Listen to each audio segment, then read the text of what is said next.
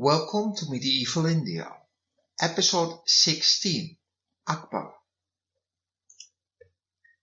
The news of Humayun's death reached Akbar at Kalanaur in the midst of the campaign against Sikandar, and Generalissimo Bayram Khan lost no time in having the new emperor proclaimed at Delhi and formally enthroned at Kalanaur on the 15th of February 1556.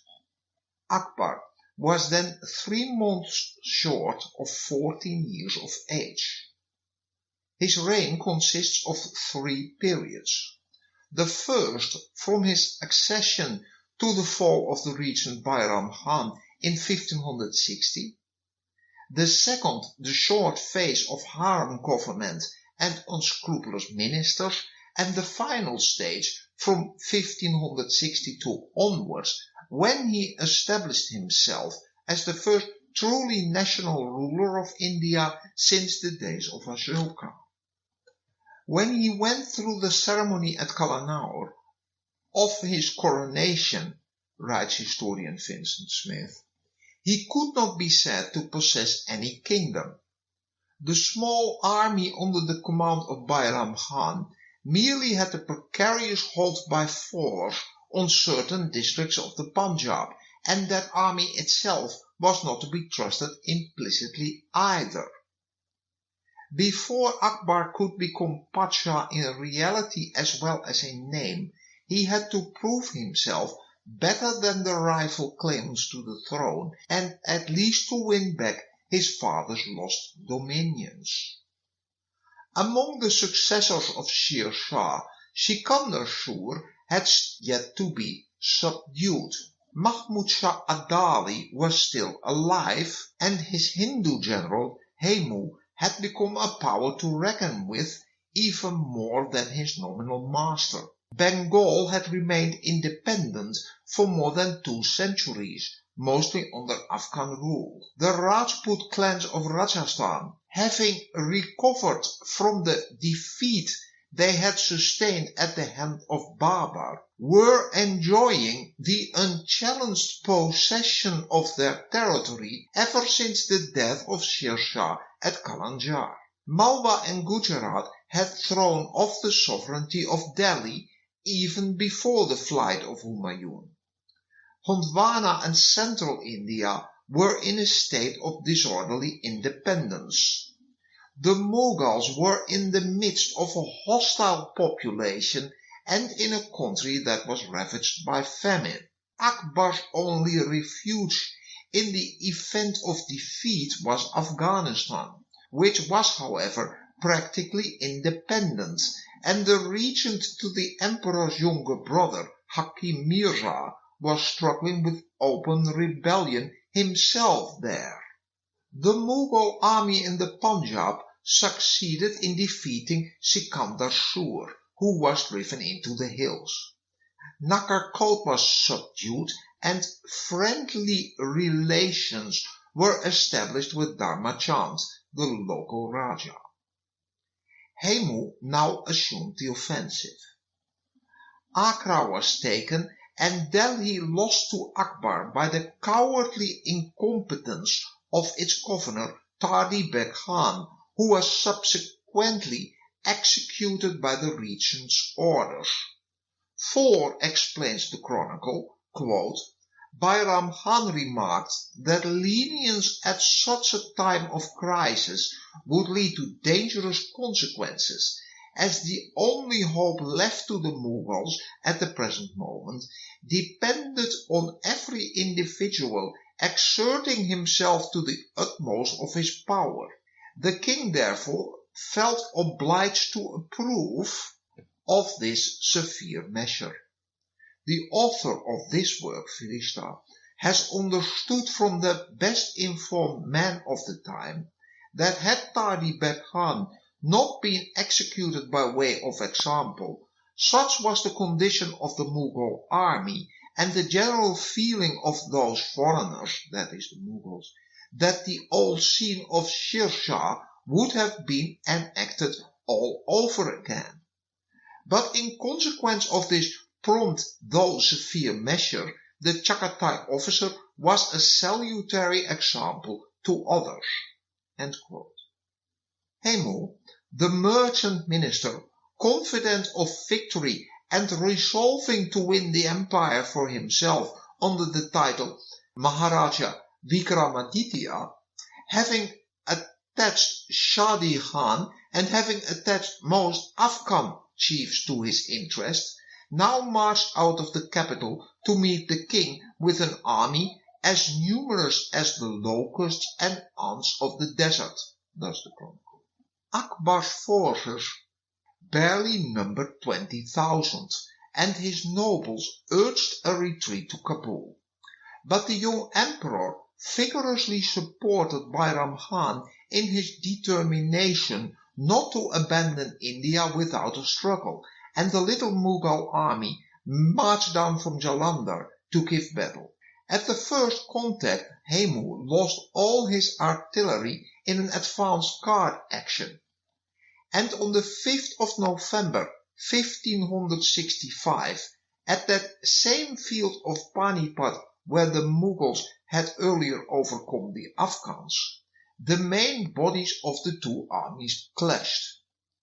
Hemu began the action with his elephants in the hope of chasing away his enemy's cavalry, mostly new recruits from Afghanistan and Uzbekistan who were unaccustomed to those animals. But the Mughals attacked them furiously after they had penetrated into the center of Hemu's army. And then, galled by lances, arrows and javelins, the elephants ran amok. And no longer in control of their drivers, they turned on their own army and threw the Afghan ranks in total confusion.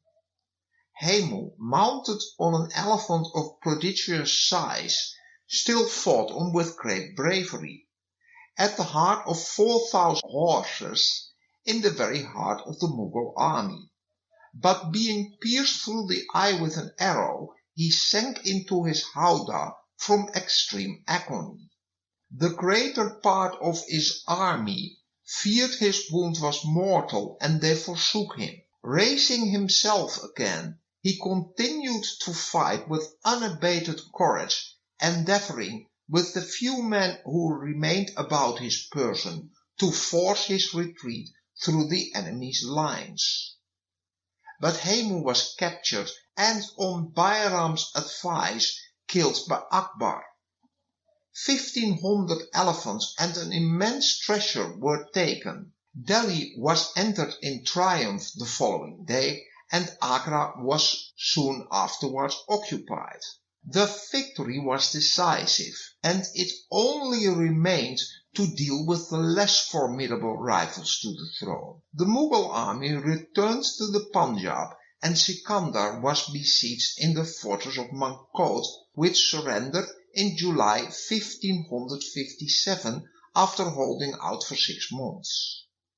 Sikandar was allowed to retire to Bengal, where he lived quietly upon the revenue of his Jakir until his death 2 years later. Ibrahim Sur resigned himself to the inevitable, and he took refuge with the Raja of Jagannat. Akbar had already conferred upon Bairam Khan the title of Khan-i-Khanan, noble of nobles, a rank of precedence immediately below that of a prince of the empire.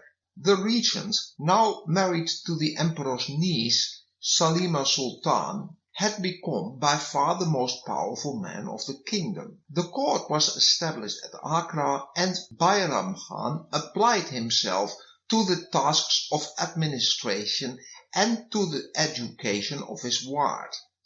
He was more successful in the first of these duties than in the second one. Between the years 1558 and 1560, the expansion of the empire went on with only one check: the failure to take the Rajput stronghold of Ranthambore. The occupation of Gwalior established a strong point in central India. Ajmer, in the heart of Rajasthan, was taken, and the annexation of the province of Jaunpur secured the eastern frontier. The empire of Babar had been largely retained. Meanwhile, Akbar continued to be the despair of his tutor. He preferred athletics and the honing of his remarkable gift of controlling wild animals to lessons of teachers. Thus he is supposed to have mastered the giant elephant on which Hemu had once ridden and which had gone wild.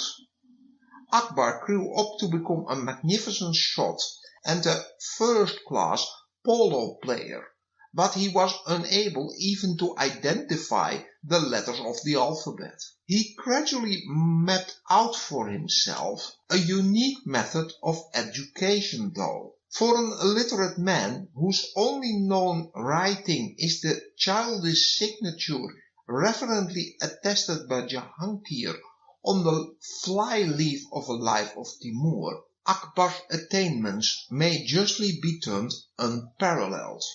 For while illiterate, Akbar was an omnivorous listener, and his prodigious memory retained the immense number of books that were read aloud to him. At his death, his library contained no less than 24,000 manuscript volumes that had been read to him. As a boy, his only scholarly interest lay in hearing poetry. One of his tutors tried, and his father tried too, to introduce Akbar to the works of the great poets, and he learned by heart long passages of Hafiz and Jalaluddin Rumi.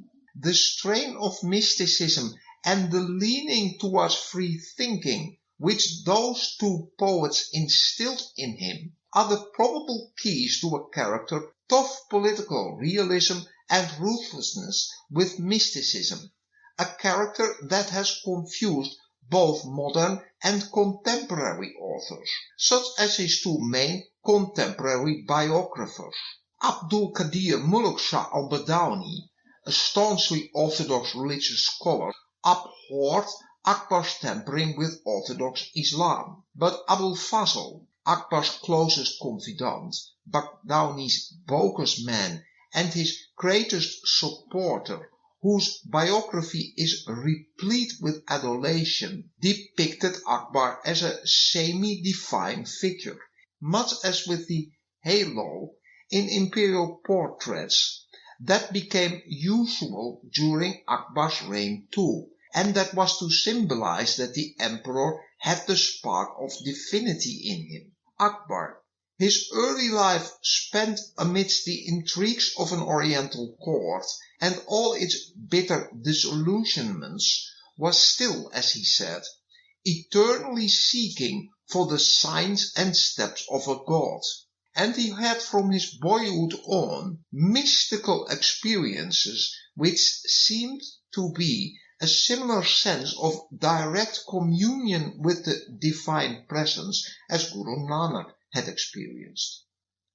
As a close student of Muslim history and theology, he later acquired a wide knowledge of the philosophy and literature of Hinduism, Jainism and Zoroastrianism too. Foreigner though he was by descent and early upbringing, Akbar identified himself completely with the Indian Empire which had come to him by force of arms.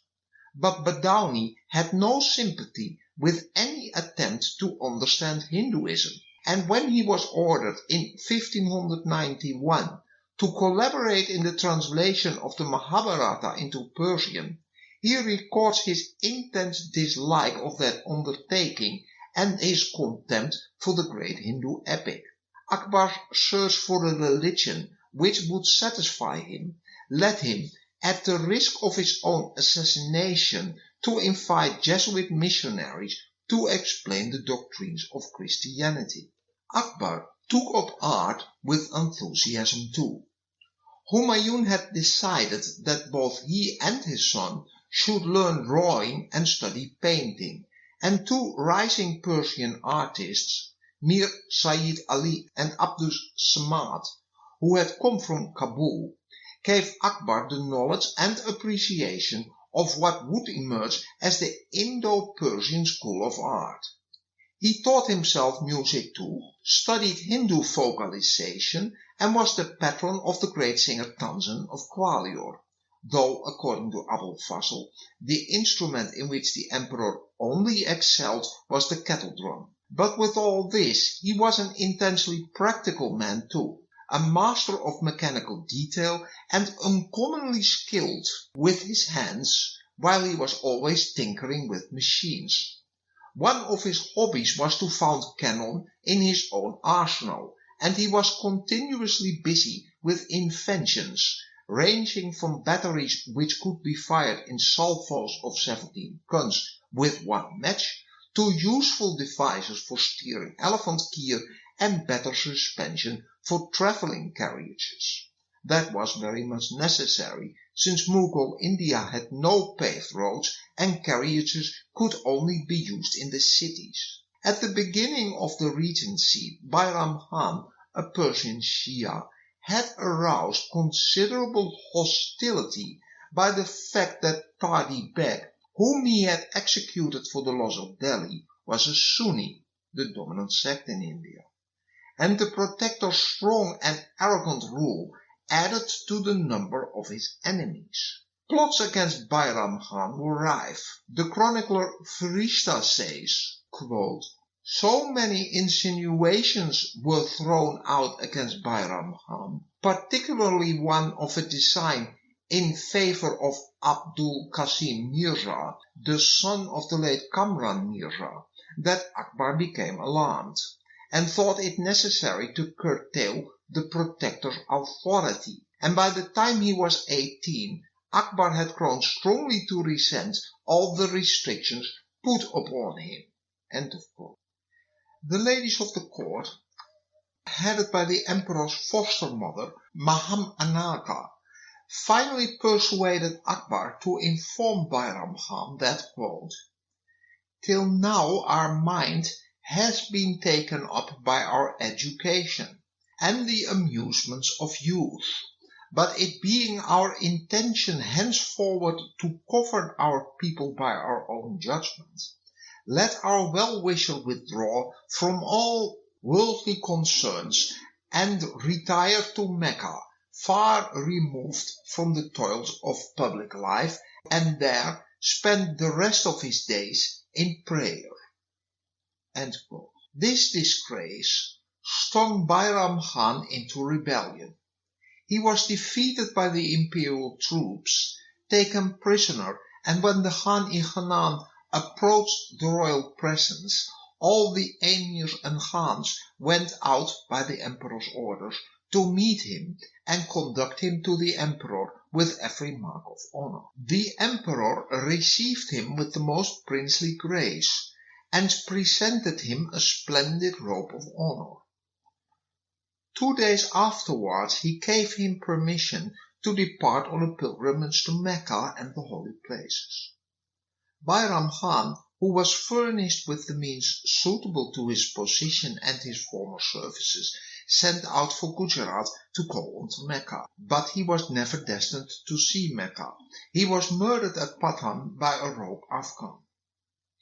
Akbar took Bayram Khan's little son Abdurrahim under his protection, and when the boy grew up, he made him a general and Khan in Khanan, much as his father had been before him. During the next 2 years, Akbar found that he had now exchanged the region's leading reign for that of the harem. Whatever half-informed ambitions may have passed through the mind of Bayram Khan, his foster mother Maham Anaka's clear ambition was to advance her reprobate son, Adam Khan, to power. She also brought into prominence Pir Muhammad Khan, a successful soldier, but a man of violent brutality.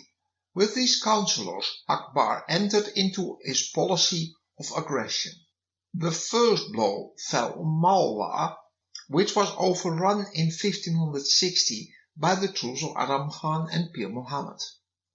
Droves of prisoners were killed, and Rupmati, the beautiful consort of the defeated ruler Bas Bahadur, poisoned herself rather than fall into the hands of those rude Shakatai conquerors from the north.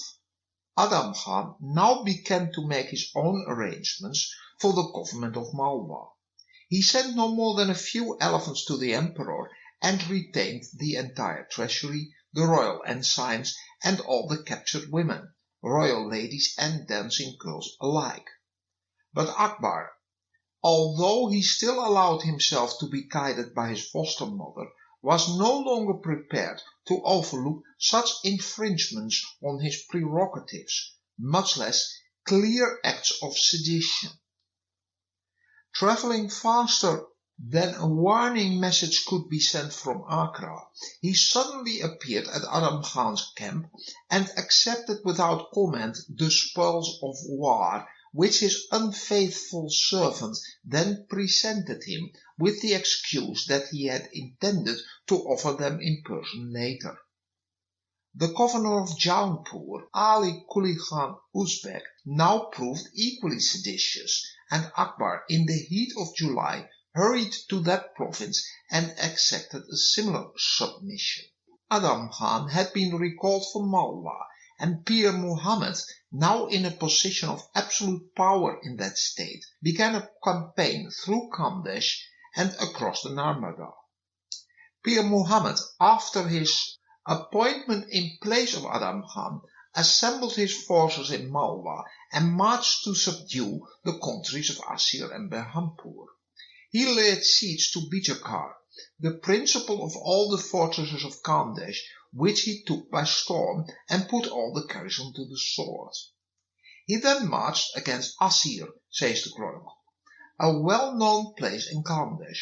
Crossing the river Narmada, he gave many of the towns and villages up to the sword and destruction, and then came to Berhampur. That city he also took by storm and gave orders for a general massacre. On the day of the victory, according to Badawi, the chronicler, the two captains, remaining on the spot, had the captives brought before them, and troop after troop of them put to death, so that their blood flowed river upon river. Pir Muhammad cracked brutal jests, and when remonstrance was offered, he replied, "In one single night all these captives have been taken. What can be done with them?" But retribution came swiftly. Says Badawi, quote, "The governors of Asir and Berhampur and Bas Bahadur, who lived in this vicinity since his flight from Malwa, now concerted together, and assisted by all the landlords, the zamindars of the country, they assembled a force with which they assailed Pir Muhammad Khan. Unable to resist them, Pir Muhammad fled towards Mandu, and when he came to the Narmada, he was thrown off his horse into the water and drowned, thus receiving the recompense of his evil deeds. Akbar, as he grew into full manhood, began to realize his position and its responsibilities. To get to know his people, he mingled in disguise among the crowds at night, on one occasion barely escaping recognition by a trick. Early in 1562, he proclaimed his determination to become a really Indian ruler and found a truly Indian dynasty by marrying the daughter of Raja Bihari Mai, the Rajput ruler of Jaipur. She was allowed to practice the Hindu religion within the palace. Akbar's sympathy with his Hindu subjects and their religion dates from this marriage, which was followed 8 years later by alliances with Rajput brides from Bikaner and Jaisalmer. A precedent with even more farther-reaching consequences was created when Raja Bihari Mai and his son were enrolled among the nobles of the imperial court. The Rajput nobility had in the past been the solid bulwark of Hinduism as opposed to Islam. Akbar, by his policy of securing them in their ancient privileges and at the same time throwing open to them military service and an official career under his crown, took a major step in the transformation of the Rajput chiefs from stubborn foes into the stoutest defenders of the empire, in which role we will see them act repeatedly in later episodes. As a preliminary towards ridding himself of the influence of Mahamanaka, whose power amounted to those of a prime minister, Akbar appointed as his vizier Muhammad Khan Atka, a loyal servant since before the Second Battle of Panipat. In May 1562, thus the chronicle, quote, "In the presumption of youth and pride of wealth and station, Adam Khan Kokiltaj, son of Mahamanaka, murdered Khan Iasam, Samsuddin Muhammad Atka, as he was sitting in his public office. Then, trusting to the favour and kindness which had been shown to him by the emperor, he went and stood at the door of the harem. His Majesty rushed out of the harem, sword in hand, and the assassin was bound hand and foot and cast over the parapet for his crime. All those who had taken part in the conspiracy fled and hid themselves through fear of punishment. His Majesty showed great solicitude for the sons of the deceased minister and for Mahamanaka, but the latter, in anger and grief for her son, fell ill and died 40 days afterwards. The emperor's foster mother and her worthless son lay buried in a magnificent tomb that was erected by Akbar. Thus supreme control of the state was now in Akbar's own hands. In the next 2 years he introduced 2 reforms. The first was the removal of the tax levied on pilgrimage to Hindu or Jain holy places. The second one, the abolition of the jizya, or the head tax on non-Muslims, was in pursuance of the emperor's policy of gaining the loyalty and support of his Hindu subjects. In finance, Akbar had given the eunuch Khwaja Malik Itimat Khan control over the revenue, which in Abu Fasal's words, were in the hands of embezzlers, and they were now put on a sound base by this able minister.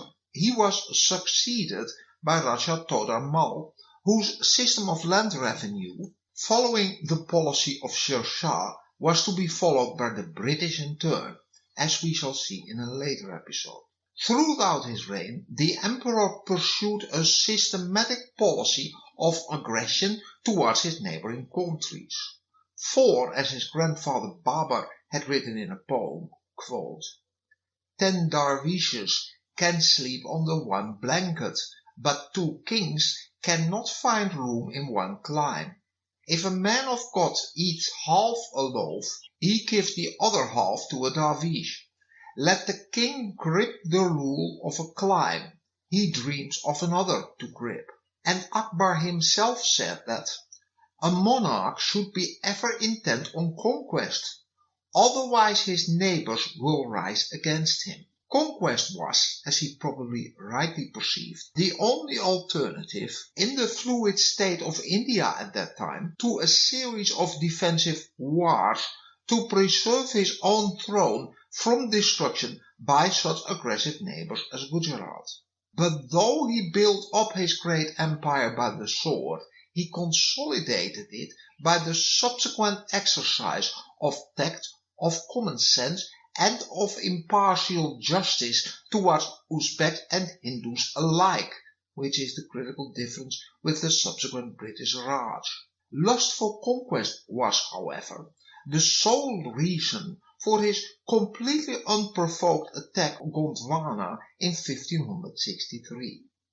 This thinly populated country, largely consisting of jungle and populated by only partly Hindu Adivasi tribes and admirably ruled by the able and beautiful Rani Durgavati, was invaded by an army under Asaf Khan. The Rani died in battle, and Chaurakar, the capital, was taken, together with an immense booty, of which very little found its way to the emperor's treasury. The Uzbek nobles had, as we have seen in the previous episodes, done the most to secure the throne for Akbar.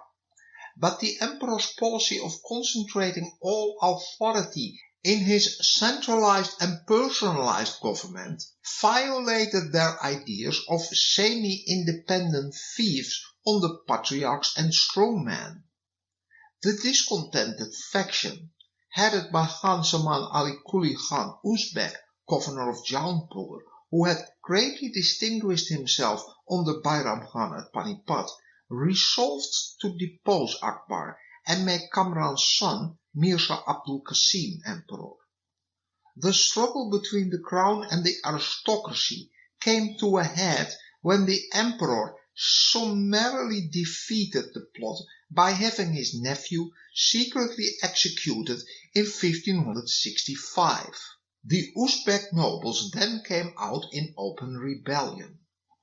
This civil war went on until Akbar finally broke the power of the nobles at the Battle of Manikpur in June 1567, and Ali Quli Khan was killed.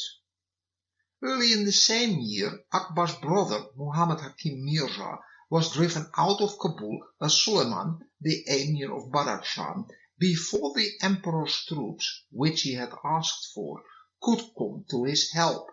On reaching India, Hakim was persuaded to put himself at the head of these reinforcements and seize the Punjab, while Akbar was still off fighting the Uzbek nobles in the eastern provinces.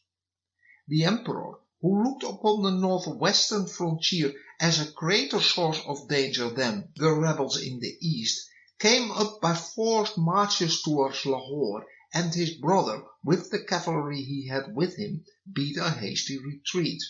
Returning to Kabul, Hakim surprised Suleiman's forces and regained possession of the city. Akbar's next objective, after he had crushed the Uzbek revolt, was the Rajput state of Mewar and the famous stronghold of Chittor.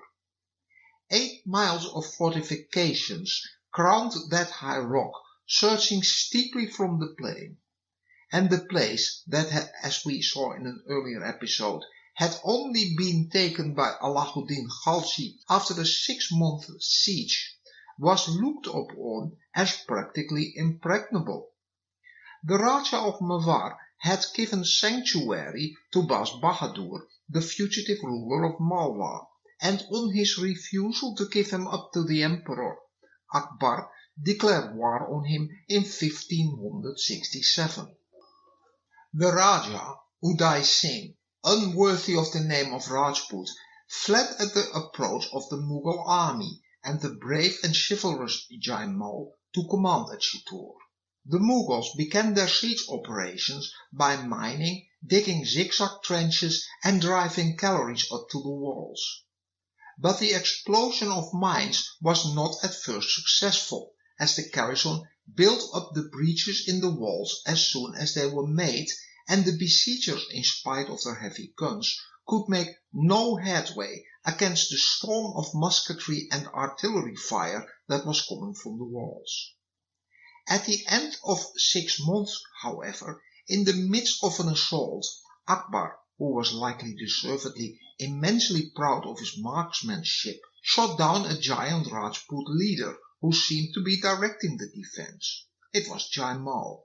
Then, according to the chronicle, quote, "An hour later the garrison had deserted the walls, and fire broke out at several places in the fort.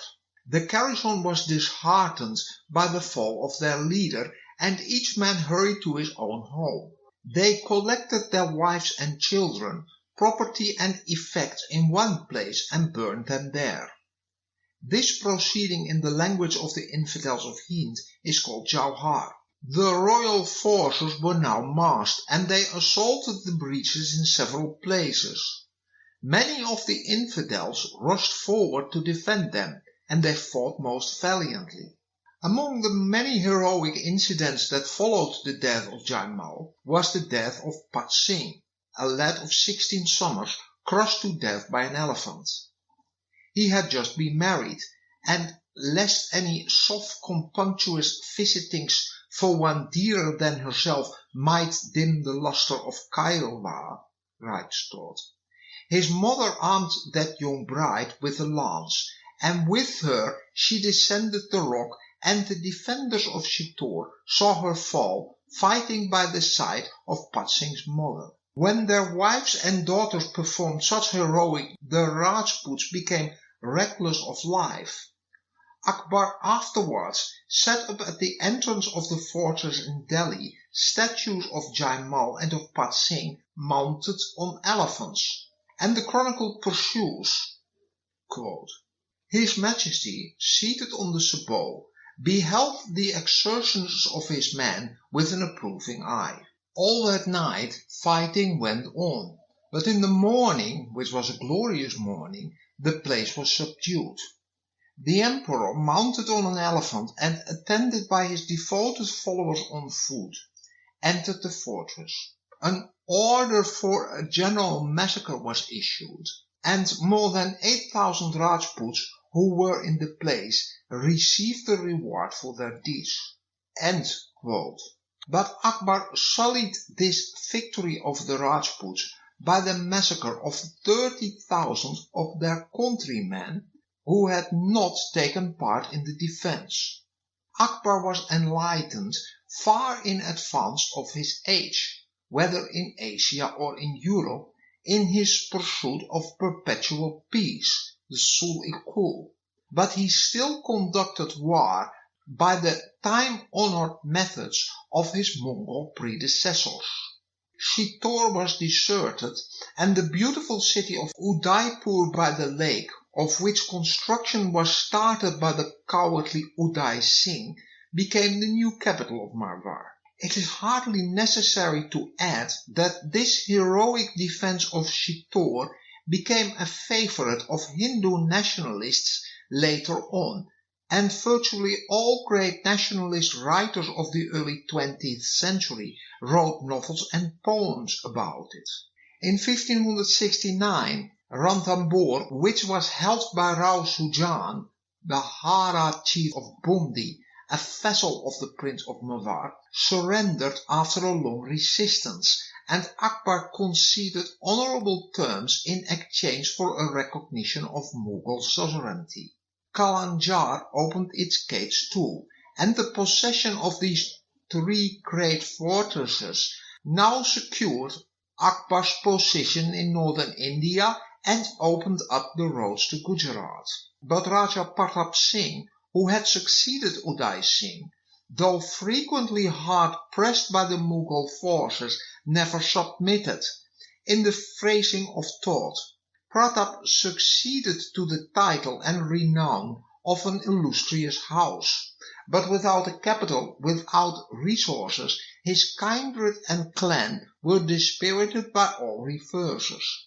Yet possessed of the noble spirit of his race, he constantly meditated the recovery of Chittor, the vindication of the honour of his house, and the restoration of his power. Elevated with this design, he hurried into conflict with his powerful antagonist, Akbar, not stooping to calculate the means which were opposed to him. The wily Mughal, arrayed against Pratap, his kindred in the faith as well as his own blood. The princes of Marwar, of Amber, of Bikaner, and even of Bundi, lately his firm ally, took part with Akbar and upheld his despotism. Nay, even his own brother Sakorji deserted him, and received as the price of his treachery the ancient capital of his race, that is Udaipur, and the title which that possession conferred. But the magnitude of the peril only confirmed the fortitude of Pratap, who vowed, in the words of the bard, to make his mother's milk resplendent, and he amply redeemed his pledge. Single-handed, for a quarter of a century, he withstood the combined efforts of the Mughal Empire, at one time carrying destruction into the plains, at another flying from rock to rock, feeding his family from the fruit of his native hills, and rearing his nursling, Amar his son, amidst savage beasts and scarcely less savage men, a fit heir to his prowess and revenge. The bare idea that the son of Baba Rawal could ever bow the head to mortal man was insupportable, and he spurned every overture which had submission for its basis, or the degradation of uniting his family by marriage with the Mughal, though lord of countless multitudes. There is not a pass in the Alpine Aravallis that is not sanctified by some deed of Pratap, some brilliant victory, or oftener a more glorious defeat." End quote. The possession of numerous ports, a huge manufacturing industry whose products were renowned throughout the world, and of the resulting vast maritime commerce made Gujarat the richest kingdom in India and its finest prize. Ahmedabad, the capital, was, as we have seen before, justly renowned as one of the finest cities in the world, while the manufacture of salt, cloth, paper, textiles, and other commodities flourished in many localities. Furthermore, the country was at that time in confusion, without a settled government, and divided into 7 warring small principalities, over which the nominal king Muzaffar Shah III, a prince of doubtful legitimacy, exercised little or no authority, whereas the chiefs and small rajas of the Mawars, of whom we have spoken in an earlier episode, had reasserted their authority all over the kingdom. Such a condition of affairs seemed almost to beg for the interposition of a power that was capable of enforcing order. Akbar, in fact, was actually invited by one of those puny local princelings named Itimat Khan to put an end to the prevailing disorder. In 1572 he marched to Ahmedabad and received the submission of its nominal ruler, Muzaffar Shah. A cousin of the emperor, Ibrahim Hussain Mirza, remained, however, in the field. He was defeated at Sarnal in December of that year, and his last stronghold, the castle of Surat, fell 2 months later. During the siege of that great port city, the emperor met Europeans for the first time, a small Portuguese force which had come to help in the defense of the fortress. Instead of fighting, the Portuguese signed a treaty with Akbar, by which they agreed to facilitate the pilgrimage to Mecca and hand 4 passports to Mughal ships yearly.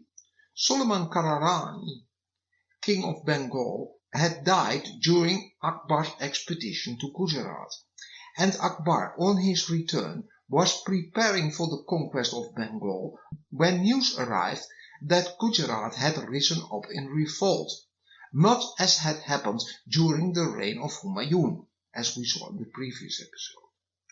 Husayn Mirza, who had fled to Daulatabad, that was in the possession of the Nizam Shah of Ahmadnagar, had returned to Gujarat.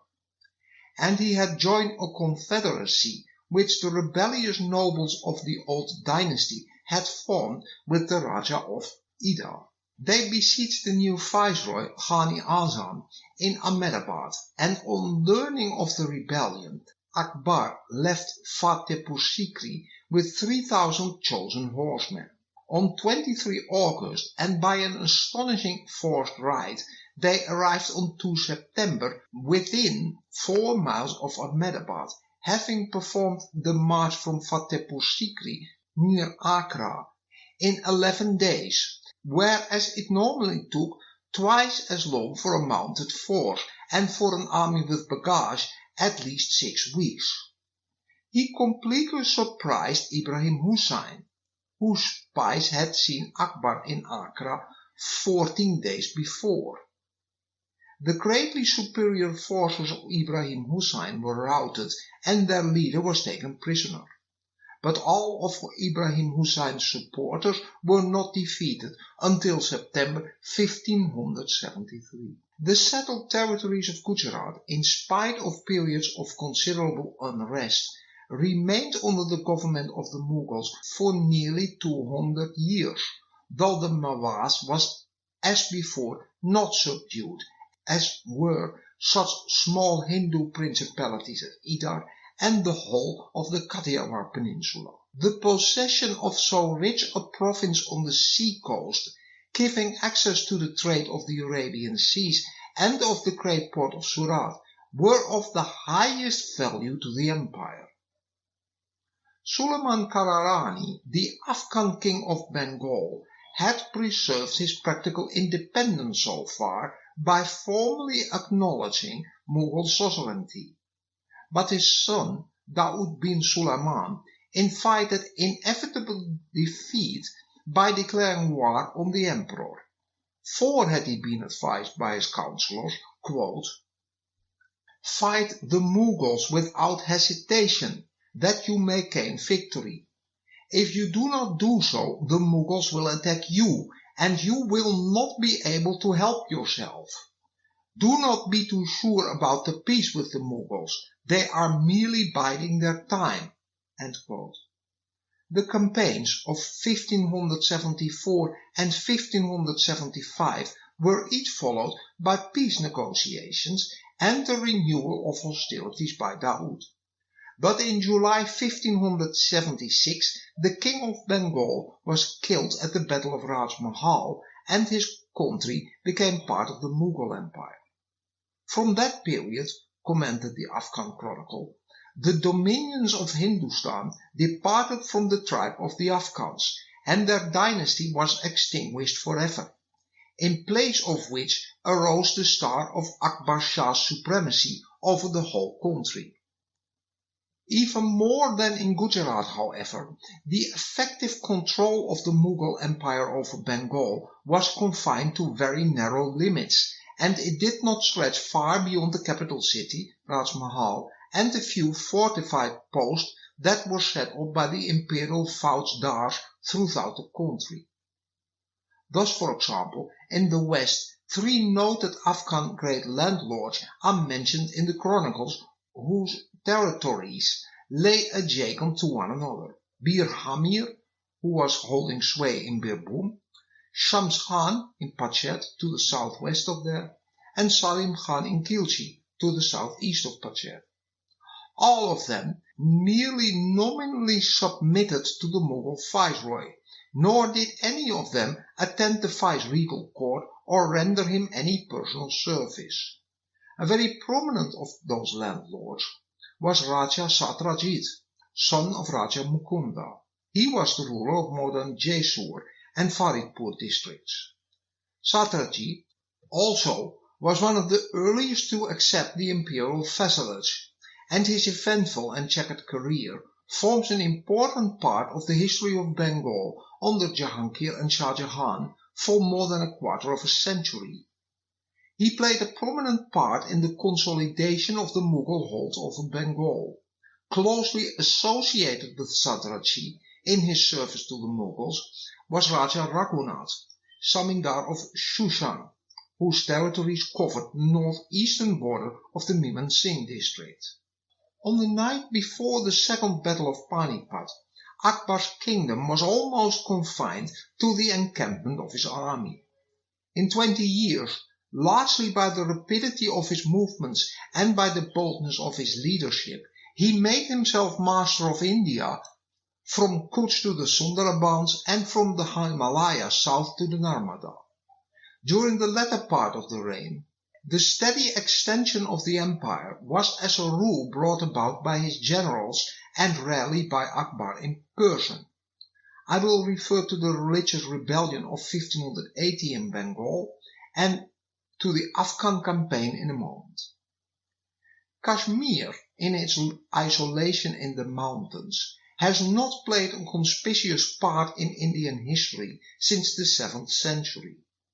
Its quiet valleys had once fallen under the authority of the Maurya Empire and of the nomadic conquerors from Central Asia. Hindu rule had ended and the country later on became mainly Muslim when the Prime Minister Mirza Shah, an adventurer from Swat, seized the throne and had founded a Muslim dynasty in the first half of the 14th century. When his line came to an end, the confusion and dissension which had followed greatly facilitated a Mughal invasion in 1587. This is the theme of the classical Oriental novel Akbar, much recommended to Dutch listeners. In 1591, Akbar himself finally reduced Kashmir to order. Orissa had been added to the empire in 1590 and Sindh was subdued by a combined land and river war in 1592. While the highly unsatisfactory situation in Afghanistan was settled in 1594 by the capture of Kandahar, which followed the annexation of Baluchistan and Makran. Akbar had had his eyes fixed already on the Deccan long before he sent regular expeditions for that expansion of the Mughal Empire into the south, which ultimately proved to be the Fata Morgana under his great-grandson that would lead to his own ruin and the ruin of his empire. In August 1591, Akbar had sent diplomatic missions to the various kingdoms of the Deccan. The brother of the learned Shaykh Abdul Fazl was sent to Asir and Berhampur, Khwaja Amin ud-Din to Ahmadnagar, Mir Muhammad Amin Masudi was to go to Bijapur, and Mirza Masud to Golconda. But in 1593, as the ambassadors returned, they had all to communicate that these kings had refused to acknowledge the supremacy of Akbar, who accordingly determined to force them all into subjection. But in common with the statecraft of the time, he first awaited signs of divisions amongst his opponents before he would take them on. Of all these kings, only Ali Khan, the ruler of Khandesh, the only one too who was therefore a man of great talent, just, wise, prudent and brave, according to Abul Fazl's royal propaganda, had shown indications of being loyal and of yielding to Akbar. The value of Khandesh lay in the fact that it included the mighty fortress of Asirgarh, commanding the main road to the Deccan and justly regarded as one of the strongest and best equipped fortresses in either Asia or Europe. In spite of the common peril to their independence, there was still no unity among the sultans of the Deccan, and they continued with their incessant feuding among themselves, just as they had done ever before. Burhan-ul-Mulk of Ahmadnagar died in 1594, and he was succeeded by his son Ibrahim, who was killed in battle by the Bijapuri forces in 1595.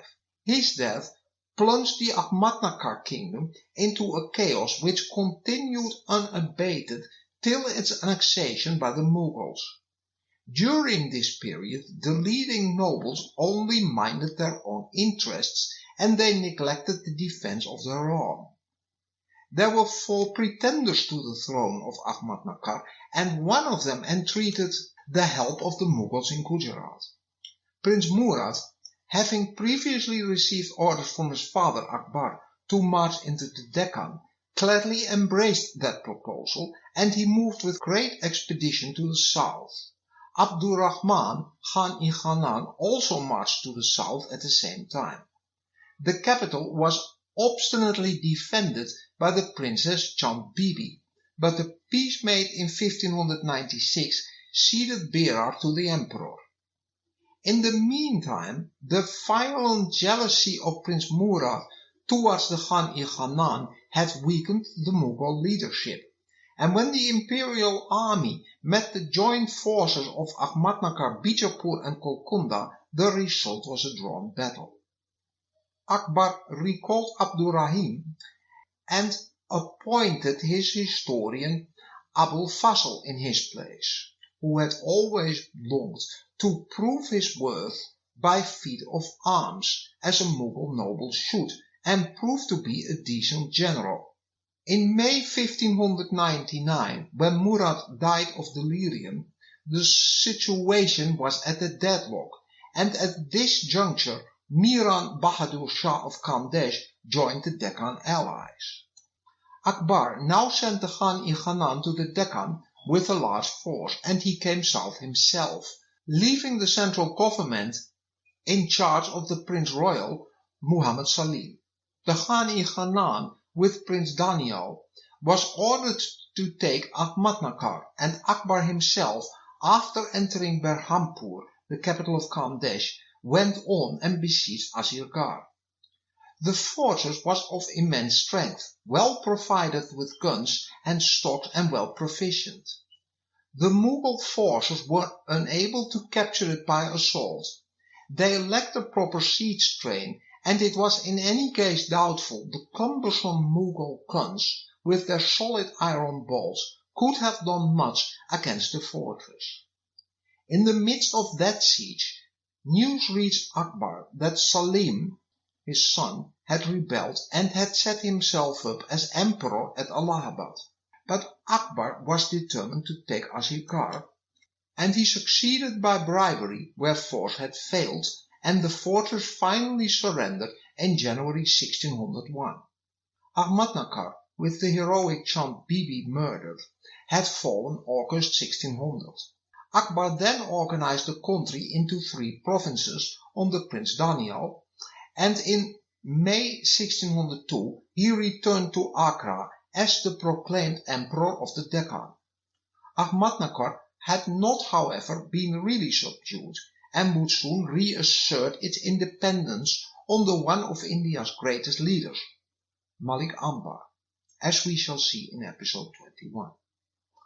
Salim begged for his father's forgiveness, and he was made governor of Bengal, but there was no real reconciliation between them until after the death of Daniel in 1604, when Salim became the only son left to Akbar. The conquest of the northern part of the Deccan was the last of Akbar's military operations. He did not live to carry out invasions further south, and Bijapur, Golconda and the Hindu state, which had survived the collapse of Vijayanagar, did not come within his empire. After the disappearance of the Sur dynasty, Akbar's wars were chiefly to extend his empire and were not waged in a struggle for existence. But the greatest crisis in his reign after Panipat was directly due to his unorthodox and intensely unpopular attitude towards Islam.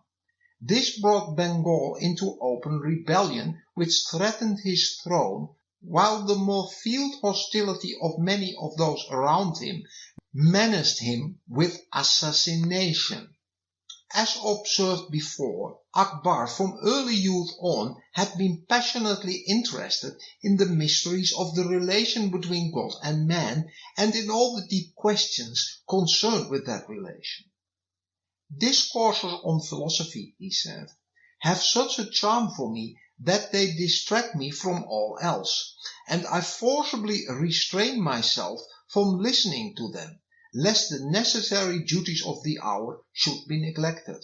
Nevertheless, until he was 33, the emperor was a practicing normal Sunni, regular in his devotions, a builder of mosques, and a pious pilgrim whose favorite shrine was that of the Saint Mianuddin Chishti at Ajmer, to which he used to make a pilgrimage yearly. But Akbar's restless intellect in its quest for absolute truth in religion was not satisfied. The differences between the various sects of Islam he found disturbing, and in 1575, the year before the great mosque at his new capital Fatehpur Sikri, to which we shall return in episode 19, was finished, he built the Ibadat Khana, or the house of worship. Here he summoned doctors of the Sunni sect, of the Shia, of the Hanafi and the Shafi'a sects, to all expound their various doctrines.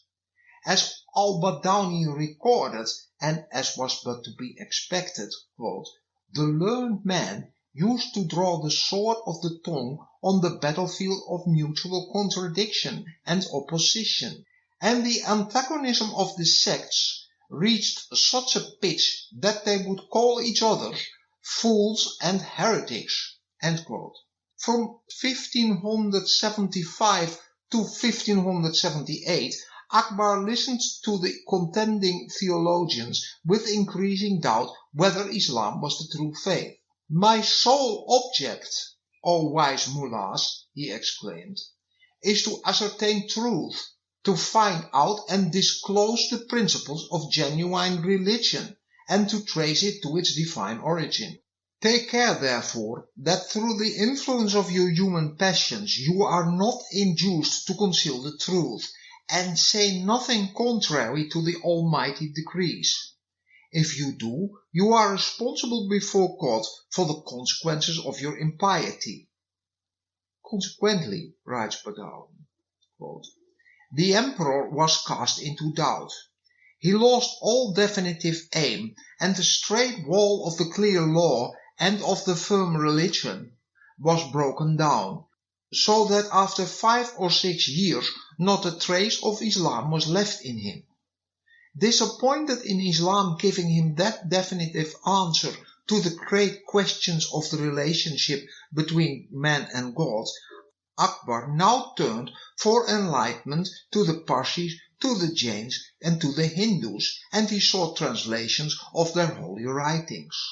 Or, in the words of Abul Fasl, quote, "the Shah in Shah's court became the home of the inquirers of all climes, and the assemblage of the wise of every religion and sect." Only a year after the house of worship had risen in its brightest newness, the first 2 Christian missionaries had arrived in Bengal. Their converts had defrauded the imperial revenue, and the priests thereon refused to grant them absolution. What was this creed which set its face against dishonesty even to a foreign government? Akbar was determined to find out, and after a visit to the court by Father Pereira, a man of more virtue than learning, an imperial message was sent to Goa asking for 2 learned priests with the law and the gospel.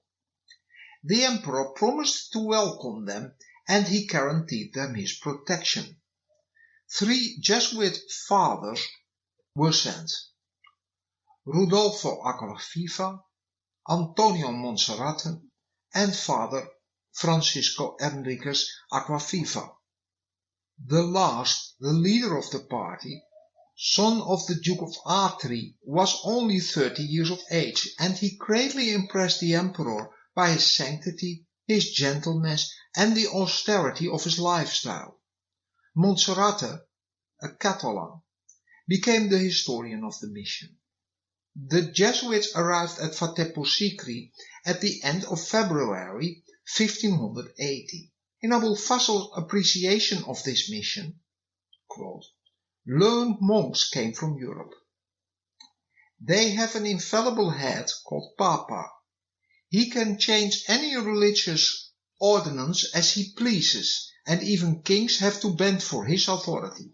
These monks brought the gospel and mentioned to the emperor their proof for the Trinity. His Majesty firmly believed in the truth of the Christian religion, and wishing the gospel of Christ, ordered Prince Murad to take a few lessons in Christianity and ordered Abul Fazl to translate the gospel. These accursed monks applied the description of Satan and of his qualities even to Muhammad, the best of prophets, a thing which even devils would not do. His attitude towards the Jesuit missionaries was one of benign interest. But as Akbar, within a month of their arrival, began publicly to perform the partial rites of sun worship, and as he found in Christianity an intolerance of other faiths, which was contrary to his instincts, while reports may have reached him of the doings of the Inquisition in Goa, it is not surprising that the conversations between Akbar and the Jesuits led nowhere. And though the missionaries remained forever hopeful the emperor and his entire court would soon embrace the true religion, in practice they converted as good as nobody.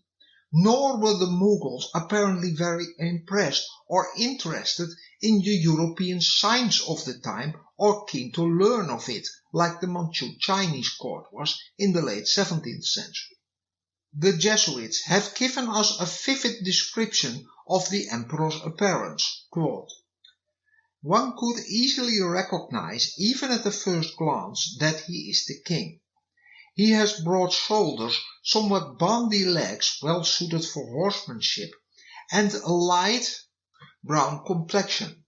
He carries his head bent towards his right shoulder. His forehead is broad and open, his eyes so bright and flashing that they seem like a sea shimmering in the sunlight. His eyelashes are very long. His eyebrows are not strongly marked. His nose is straight and small, though not insignificant. His nostrils are widely open as though in derision. Between the left nostril and the upper lip there is a mole. He shaves his beard, but wears a moustache. He limps in his left leg, though he has never received any injury there.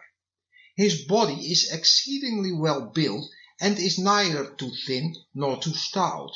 He is sturdy, hearty, and robust. When he laughs, his face becomes almost distorted. His expression is tranquil, serene, and open, full also of dignity, and when he is angry, of awful majesty." At the time of this portrait, he was 38 years of age.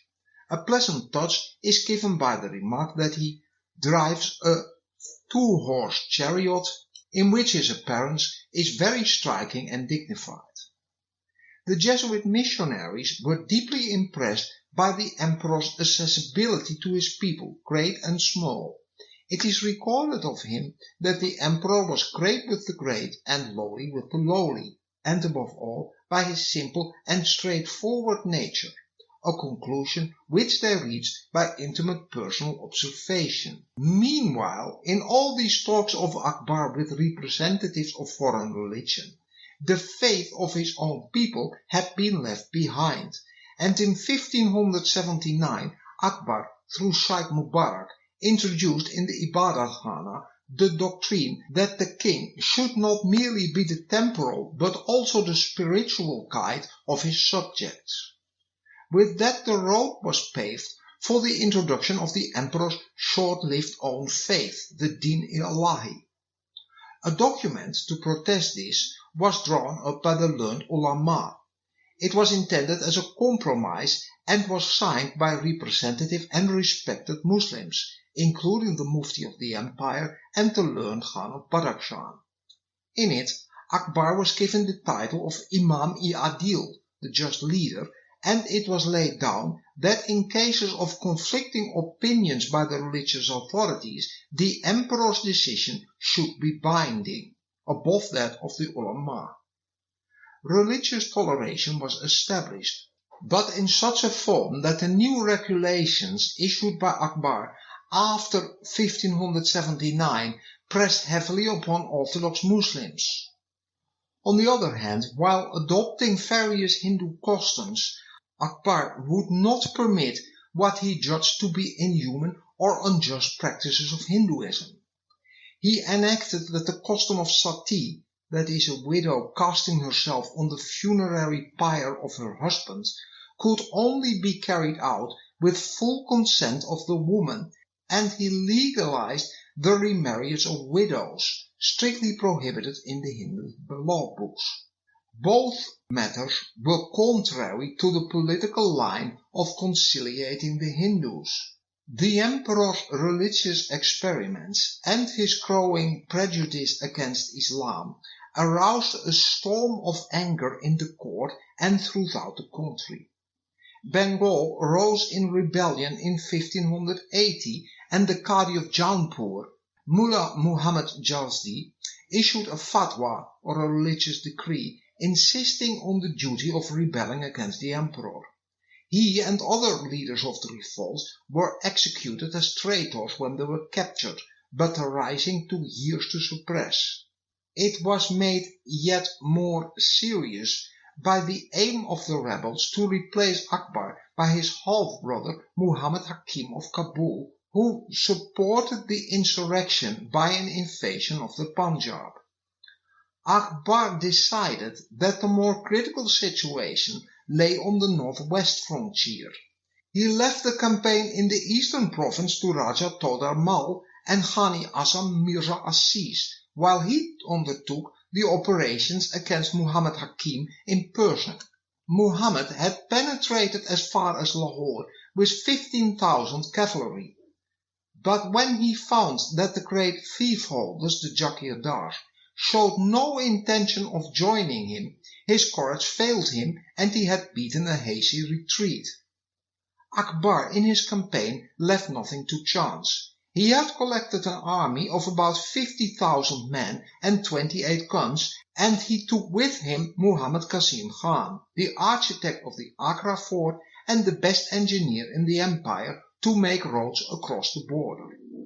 The emperor sent forward heralds to announce his peaceful intentions towards the inhabitants, and he arranged for the payment of all supplies required for the army. Akbar left Fatehpur Sikri in February 1581, and he entered Kabul after trifling opposition in August. He allowed Muhammad Hakim to remain ruler in Afghanistan until his death from drink 4 years later, when the country was absorbed in the empire.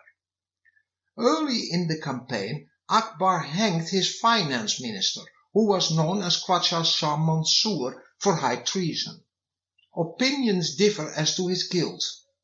It is maintained by Abul Fazl and by Father Montserrat that he was guilty of corresponding with Muhammad Hakim, but al-Badawi rather thought that his numerous oppressions formed the halter round his neck, and he was not the only one believing the vizier was innocent of what he was charged of.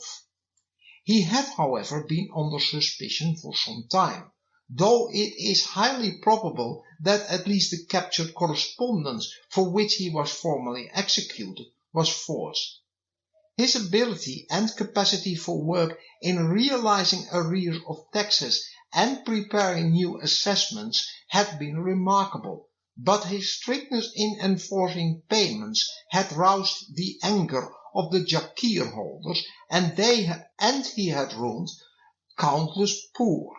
When Akbar returned from Kabul in triumph, the crisis was over, and in 1582, with his authority firmly re-established, he entered upon the third stage of his religious progress. It had partly deeply personal motives, but in his search for a personal faith which he could wholeheartedly follow, the emperor had political motives in view as well. He was determined to become a truly national ruler, and just as Urdu was becoming a common language for his Muslim and Hindu subjects alike, so too he wished to obliterate the antagonistic differences in religion by providing a faith which all alike could worship. But none of the religions he had investigated would have served for such a purpose. Besides all that, 1,000 lunar years had elapsed since the mission of the Prophet, and the emperor was convinced that the era of Islam therefore had to be at an end. He now proclaimed the Din-i-Allahi, or divine religion, which was to establish a uniformity of creed for all his people, just like Urdu was to be the uniform language. Akbar declared himself the vice-regent of God on earth and the exponent of the Supreme Being's commands, and his disciples and those whose diseases he was held to have cured prostrated themselves when he appeared. The precepts of the new faith were simple. There was one God, and the sun, the stars or fire might be worshipped as the manifestations of the deity. The conquest of evil passions and the practice of virtue and of abstention from meat summed up a religion in which there were to be neither priests nor public worship. The novice was merely given a symbol, a likeness of the emperor, which was worn on the turban. Abul Fazl was one of the strongest supporters of the Din-Allahi, but it had no appeal to the masses at all, and it was not well received by the nobles of the court. One of the emperor's closest friends, Khan-i-Azam Mirza Aziz, a son of Muhammad Anaka, was fearlessly outspoken in his criticism of the divine religion. Azam Khan was a distinguished general and an able provincial governor, but he is best remembered for his dictum, quote, "A man should marry 4 wives, a Persian woman to have someone to talk to, a Khurasani woman for his housework, a Hindu woman for nursing his children, and a woman from Transoxania to have someone to whip as a warning for the other 3.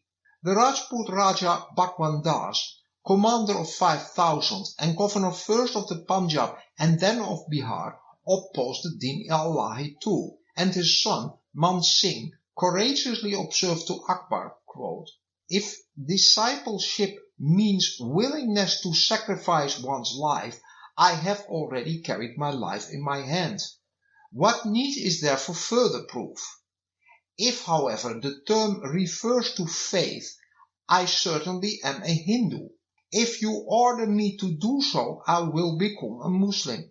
But I know not of the existence of any other religion than those 2. End quote. The Din-i-Allahi died with Akbar. Successful though he was in adding to his empire, Akbar's last years were clouded with sorrow. The Brahmin wit and poet Manesh Das, his boon companion and disciple, whom Akbar had made Raja Birbal, was killed in action on the northwestern frontier in 1586 during a disastrous retreat. In the same year Toda Mal died. He had greatly distinguished himself as a leader of men, but his fame rests on his work in the revenue department, which began when he became a minister in 1583. He at once introduced his reforms, made his new assessments, and issued his coinage regulations. He also substituted Persian in the place of Hindi in government accounts. We shall have more to say on him in the next episode. In 1589, Akbar lost his comrade in arms, Raja Bhagwan Singh, who had fought by his side at Chittor and in Gujarat. Akbar's 3 sons were a bitter disappointment. Murad died of family troubles and drink in 1599, and Daniel followed him in 1604, the same year in which the emperor's mother, Hamida, died broken-hearted in her old age by family troubles. Salim was more a source of endless anxiety than joy through his open disloyalty. He had reason to hate Abul Fazl, and he contrived the murder of his father's most faithful friend and counselor for 35 years when he was returning from the Deccan in 1602. In September 1605 the emperor was taken ill with dysentery. His constitution had always been magnificent, and he was not yet 64, but plots were now springing up for his grandson Khusrau to succeed, and the load of anxiety and uncertainty proved fatal to his chances of recovery. On the 22nd of October, just a month after his illness began, he saw the Jesuit fathers for the last time, and when they came back 2 days later, they were turned away. Prince Salim, backed by the nobles to whom he had sworn to uphold the faith of Islam, came at last into the presence of his dying father. Akbar could no longer speak, but he opened his eyes and motioned to his son to put on the emblems of sovereignty, the imperial turban, and take the sword of Humayun in his hands. Then the emperor signed to him to go. He had chosen his heir. The end came in the early morning of 27th October 1605, and with his closest friends around him, the creed of the Prophet sounding in his ears, and Allah's name on his lips, Akbar died. Jalal-ud-Din Muhammad Akbar Pasha Ghazi was buried according to the rites of the Sunnis, which horrified the Jesuit fathers by their severe simplicity, and the son who had carried him to his grave through the broken wall of the red sandstone fort of Agra now reigned in his stead.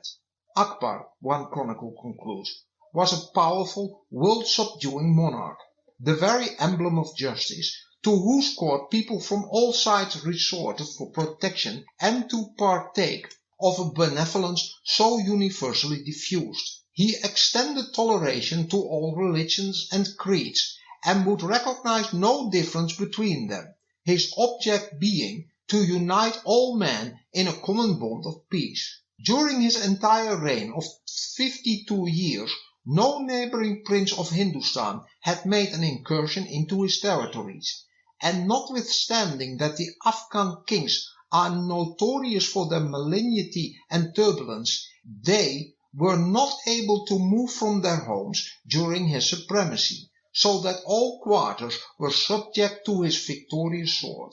Whoever dared to lift his head from loyalty and subjection never escaped with his life.